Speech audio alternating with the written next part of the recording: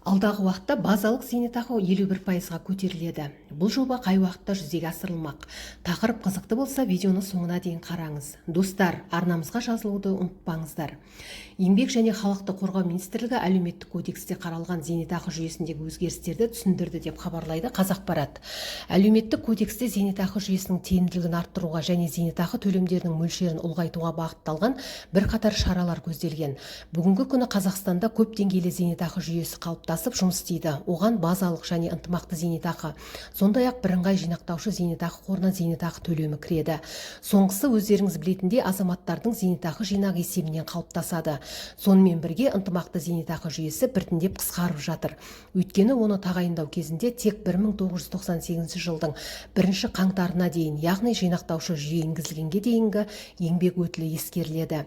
2023 жылғы 1 қаңтардан бастап әлеуметтік кодексте көзделген зейнетақы жүйесінің тиімділігін арттыру жөніндегі шаралардың жаңа пакеті іске асып жатыр.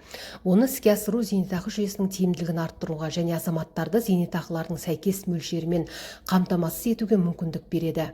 Біріншіден, 2023-2027 жылдар кезеңінде ең төменгі базалық зейнетақы мөлшерін кезең-кезеңмен 54-тен 70%-ға дейін, жоғарғы мөлшеріне дейін, яғни ең төменгі күнкөріс шамасынан 100-ден 120% деңгейіне жеткізу көзделген.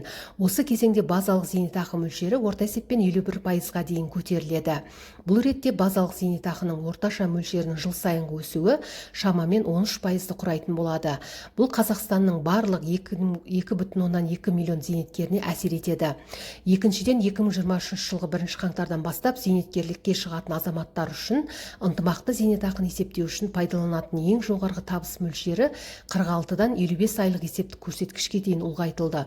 Осы шараларды іске асыру 2025 жылға қарай 3 жыл ішінде жиынтық зейнетақыны орта есеппен 27-ден 109-дан 138 мың теңгеге дейін арттыруға мүмкіндік береді. Сондай-ақ бұл жиынтық зейнетақыдағы мемлекеттік төлемдердің үлес салмағының артуына әкеледі. Зейнетақы жүйесін одан әрі жаңғыртудың 2030 жылға дейінгі тұжырымдамасына сәйкес базалық зейнетақы мөлшері жыл сайын инфляция деңгейіне, ал ынтымақты зейнетақы мөлшері инфляция деңгейін 2%-ға оза индекстелетінін еске салу қажет. Жыл сайынғы өсімді ескере отырып, жиынтық зейнетақының орташа мөлшері 120,7 мың теңгені құрайды. Үшіншіден, зейнетақы мөлшерін арттыруға жұмыс берушілердің міндетті зейнетақы жарнасы есебінен қызметкердің пайдасына шартты жинақтаушы зейнетақы компонентін енгізу де ықпал ететін болады. 2024 жылғы 1,5%-дан 2027 жылға қарай 5%-ға дейін 5 жыл ішінде бұл кезең-кезеңмен енгізіледі.